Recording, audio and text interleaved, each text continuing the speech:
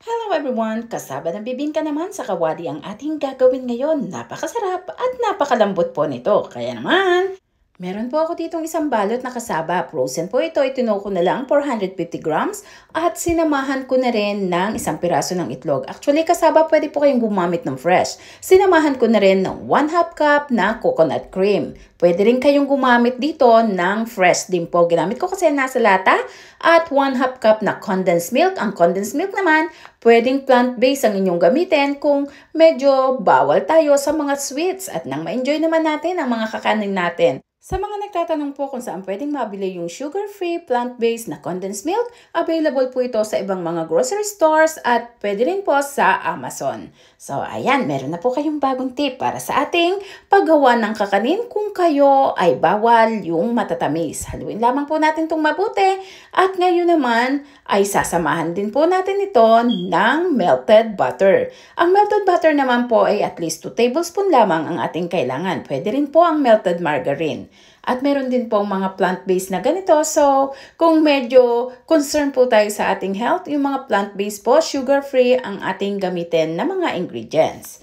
At kung okay lang naman, mga pangnegosyo idea, pwede po tayong gumamit ng mga regular lang. At dito po sa isang kawali, naglagay ako ng konting butter. At least mga 1 tablespoon po, ang dami nito. Atin lamang po itong tunawin. At dito natin lulutuin yung ating kasaba na bibingka.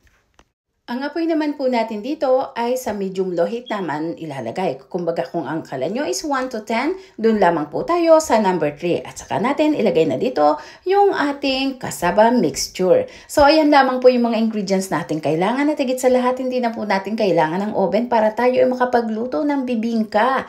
At ngayon naman ay atin pong pantahin lamang yung ibabaw para siya ay magandang tingnan. At syempre pati na rin yung pagkaluto, kailangan ay pantay siya. At pagkatapos naman, kailangan po natin itong takpan. Ang takip po na ating gagamitin, kailangan lapat na lapat dun sa kawali para maganda yung pagkaluto. Lulutuin po natin ito ng 10 minutes bawat side. So ito po, yung after 5 minutes, ganun pa lang po siya, hindi pa luto. Kaya ibinalik ulit ang takip. At pagka after naman ng 10 minutes, mapapansin nyo po na medyo golden brown na rin yung mga gilid. Lagyan naman natin ng dahon sa ibabaw. Ang dahon ay malinis na. At syempre, niliyab ko na rin yan or sinalab, ang tawag sa amin sa Tagalog. I-upside down lang po natin. Hindi po kasi nakita sa video yung pag-upside down ko. Sorry naman. At ngayon yung kabilang side naman ang ating lulutuin.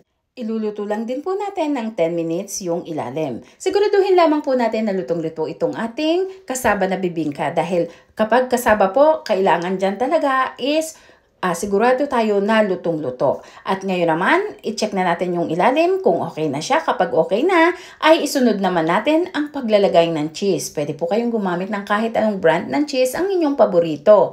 At ang dami naman ay depende kung gaano nyo kagusto. Pero syempre, kung maraming cheese, mas masarap yung ating kakanin dahil yung lasa niya is nagbabalance, medyo maalat ng kaunti yung cheese at yun namang ating kakanin ay medyo matamis kaya saktong-sakto ang balance ng lasa. Kaya naman, ngayon pagkatapos natin siyang lagyan ng cheese, ay atin naman ulit itong lulutuin ng mga 2 to 3 minutes.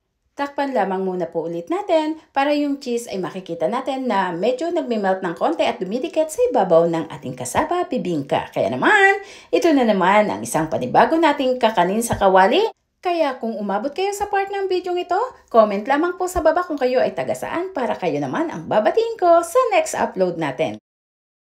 Ito nga at atin na po siyang hanguin. So ito na naman ang ating isang panibagong idea na pang negosyo or pang merienda ng buong pamilya na talaga namang magugustuhan dahil sa simpleng dating ng lasa at sa linamnam, napaka-creamy po nito. Ito po yung isang simple na namang recipe ng ating kasaba.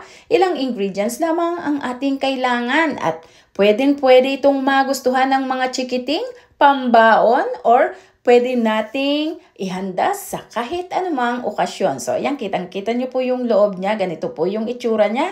At syempre, kailangan meron tayong masarap na partner na inumin dito. Pwede ang soft drinks kung hindi po bawal sa inyo. At pwede rin naman ang ating tea. Pwede rin naman ang tubig na lamang kung kayo ay medyo hindi nauubra sa iba pang mga inumin. Kaya naman, maraming salamat po muli sa inyong lahat. Bye-bye! Mag-ingat po tayo!